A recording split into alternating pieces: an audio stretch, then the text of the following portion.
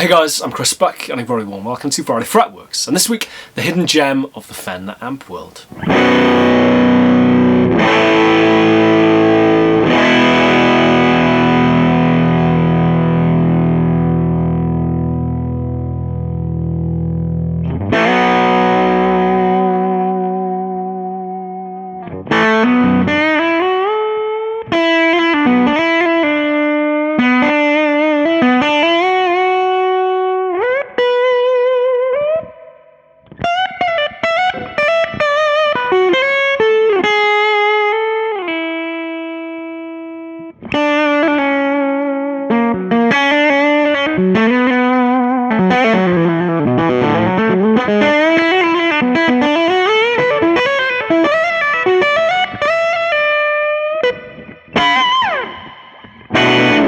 So here we are today, joined by my good mate Ed. You may recognise Ed actually from Tone Twins TV on YouTube. Of course, Hugh Price being the other half of Tone Twins TV, restoration of my 62 Strat.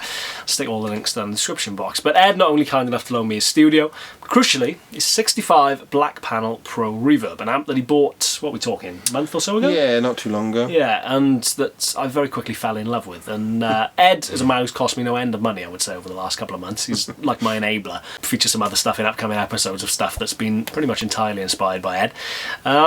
Yeah, so I thought today we'd kind of cover a topic which I guess it's the kind of hidden gem, as I said in the introduction, of the Fender amp world, and that can be the silver panel era. Now, silver panel, I guess just to kind of give you a brief précis, lasted between 1967 and 1981, and generally speaking it is kind of thought of as, I don't think I'm wrong in saying, the kind of lesser era of Fender amps. So I guess why, first and foremost? Absolutely.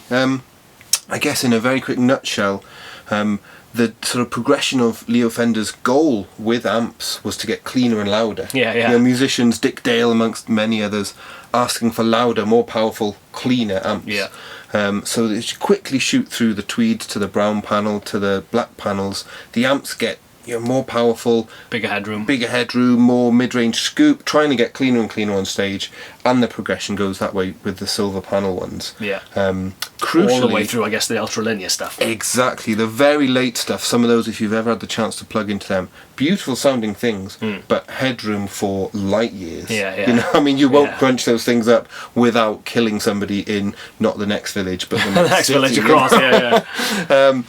But crucially, in today's video as well, the very early silver panel Fenders most times are just black panel Fenders in disguise. Yeah. Near as can be, you know. Yeah, you had the very early silver panel stuff, and known as the black line silver panels, primarily because you have black lines. Nobody can quite seem to figure out why they're there. There's some theories that they were just leftovers from the kind of printing marks, I guess, that were never actually meant to be printed on the faceplates of the amps. They are the very early ones, and you generally seem to see those appearing from about April is one of the earliest that I found, between April and August of 1967, although generally speaking they are acknowledged to be kind of 68 onwards, of course being referred to then as the drip edge era. That's silver sort of aluminium, the trim around the edge, really. Trim around the edge. But that lasted, the only full year of production for the drip edge stuff was 1968, before moving away from that in 1969. And then generally speaking, the further you got from the 60s into the 70s are what are considered the kind of less desirable features. You had the master volumes, of course, coming in the 70s as well, those ultra linear silver panel stuff, which again they are kind of thought of as, they're very clean. I mean, that's kind of to their credit, I guess they are ultra linear in that respect, but they're not particularly characterful, I guess, in my experience, especially if you're looking to drive an amp maybe to the edge of breakup. You're just not going to physically be able to do that, you know, something like a twin or whatever, as I had said, without killing people in the next village over. So they're kind of lesser sort of considered amps, I guess, in that respect, which I guess in regard to the silver panel stuff is a little bit unusual, primarily because of its association with the Beatles. Of course, the Beatles on the Roof in 1969. Yep. Of course, Get Back having really highlighted that era recently. That's what the Beatles are using. 68 silver panel twins. Twin reverbs. Twin reverbs. And a basement. Basement for Paul McCartney. So it's unusual, I guess, that they are considered lesser amps in that respect when you have, you know, arguably the biggest band in the world using them for one of the most high-profile gigs ever, I guess. But in regard to the amps that we're going to be using today, as I said, Ed has become my enabler, I guess, over the past couple of weeks. Fell in love with his 65 Black Panel Pro Reverb. Of course, I've got a little bit of Pro Reverb history myself, having used the more modern kind of idealised reissue in the looser sense that Fender did recently. Used that innumerable times for Friday Fretworks and gigs, tours with Cardinal Black, etc, etc. So the Pro Reverb is definitely something that's kind of whirling around in the back of my mind. 65 was the year that they were introduced, which I guess in itself is quite interesting because, again, if you're familiar with Fender history, 65, January of 65 I want to say, I think was the CBS takeover, and again when it comes to guitars, that era onwards is considered the kind of lesser era, but the Pro Reverb didn't exist outside of the CBS era. Of course then transitioned to the silver panel stuff in about mid-1967 onwards. And my particular example that we're going to be using today is a transitional 1968-1969 amp. I think one component in it dates from the first week of 1969, but apart from that, it's a 1968 model, although not early enough to be considered a blackline model. We haven't got any of those printing marks on the front. So it's basically just a bit of a video to find out how similar do they sound. But I mean, in regard to the Pro Reverb, just to give a quick bit of history on that, we were talking about this the other day, and there's a little bit of a kind of theory in that it is very similar to another highly sought after Fender amp. Absolutely. Sort of knocking around, came up with this sort of theory. I'm sure information's out there on the web as well, but one of the most famous and highly sought after black panel Fender amps is the 64 Vibroverb. Yeah. Mainly used by, of course, Stevie Ray Vaughan. And John Mayer, I think, more recently as well. Absolutely. Very few of those were made. Wasn't a popular amp.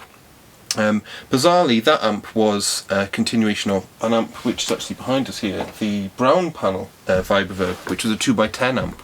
63. Which was the very first Fender amp to feature reverb. Right, of course, yeah. Bizarrely though, when Fender did their latest update and went to the black panel cosmetics, they changed the speaker sort of setup into so many of the amps. You know, the Super became from a 210 to a 4x10 Super Right, reverb. okay, yeah. And interestingly, with regards to these, the Vibroverb was changed from a 2x10 to a 1x15. Bizarrely. Because essentially they also made a 1x15 amp called a Pro. Yeah. So in that same era, 64, you could get a Pro 115 or a Vibroverb. And I think somebody a bit later on, a year or so later on, kind of realised actually what the Vibroverb should have been called was a Pro with reverb. Reverb, yeah. Hence Pro Reverb. When they did that, the 115 format wasn't selling, so quite understandably they went with what was selling in the twin reverb, 2x12s, and hence we have this amp I'm sat on here, which is a 2x12 Pro Reverb, which features the very early ones like this pretty much identical circuit and output transformer to the highly regarded Stevie Ray Vaughan amp. Vibroverb, yeah. Cool. In regard to the signal chain, the guitar I'm going to be using is a Murphy Lab 59 reissue Les Paul, crucially with an original set of PAFs as well that sound rather wonderful. Klotz cables then running into a Gigrig ABY Baby switcher just to be able to flip-flop back and forth between the two amps for quick comparison. And in regard to the microphones, we're going to be using two Tel G12, I think I'm right saying. Notoriously one of Joe Bonamassa's favourite mics of choice. So yeah, let's see how close they get. This is going to be an interesting one. We've not done it yet. I've no idea how this is going to kind of pan out. I guess it wouldn't be given too much away to say that the black panel stuff tends to be a little bit more pricey than silver panel stuff.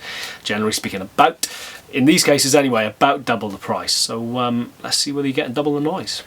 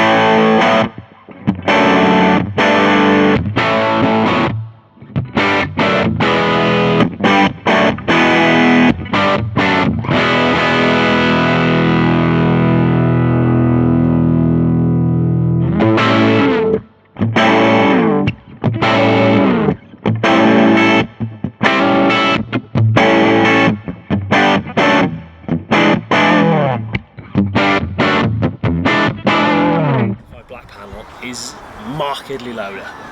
Certainly is in those two amps. I mean, there's a slight speaker difference between them. Both have got old Fender speakers, haven't they? There's some old sort of roughly 67 Utahs in my black panel and a think sort of 68ish original speakers in yours. Yeah, I think mine are the Oxfords or Utahs or something like that. Good question. I don't know. I'll sit with a close up on the screen at this point, which will hopefully answer that one. So I guess that's something worth saying. Is mine's all original in that respect, and your speakers are probably 2 years later than the amp. Period correct, but they're not the originals to the amp. You pointed out that the magnets on your speakers are massively bigger than mine, so I guess there's an efficiency thing going on, which may account for the volume discrepancy there. I will have kind of accommodate for that on video, I guess, because people tend to equate louder with more better.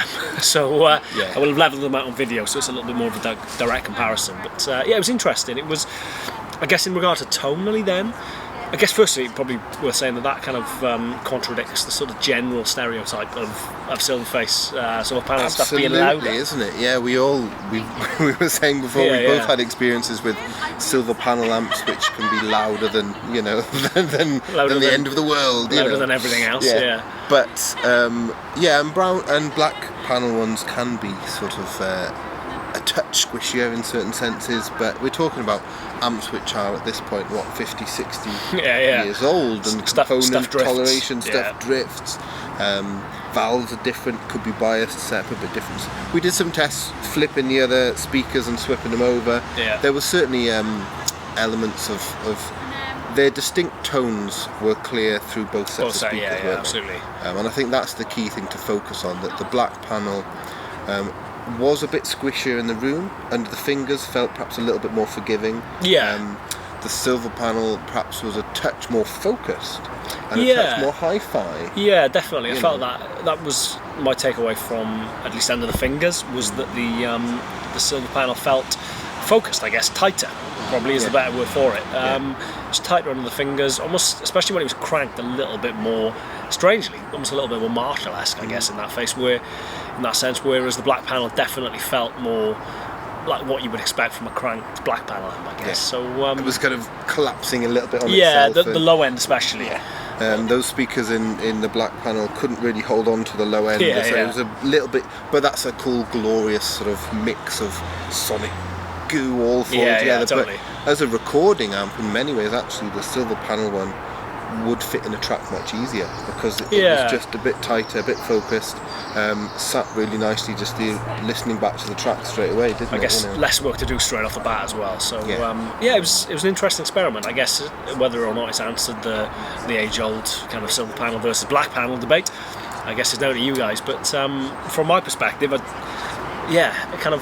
it's been enlightening, I would say. Fine margins between them. We're talking very fine margins. Overall, they were hugely similar amps. Yeah, definitely. They both did that glorious Fender clean beautifully. Yeah. They both did surprisingly good crank tones. Many people don't equate great crank tones to black panel or early silver panel amps. I guess that's the beauty of the Pro Reverb as well, is that being 40 watts, it is essentially half a twin, I guess, is probably the best way of thinking of it. Infinitely more usable in a lot of settings, I would imagine. So very encouraging. I'm looking forward to getting it out on the road and actually putting it through its paces in the heat of battle. So cool. I'd say I've done some gigs now with mine, and it fits at a great volume stage level with a drum set and a PA and system stuff. And you get those glorious Fender tones that you want. It takes pedals really well, but you can crank it up as well, which is a great thing. Awesome. Oh well, there we go. Achieved absolutely nothing, I imagine. But thank you very much for watching. As ever, I'm Chris Buck. I'm Ed.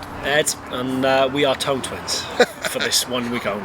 Cheers, guys. Take care. Please subscribe, hit the bell icon if you haven't already, and I shall see you next week for another episode of Friday Fretworks. Cheers, guys. Have a good one.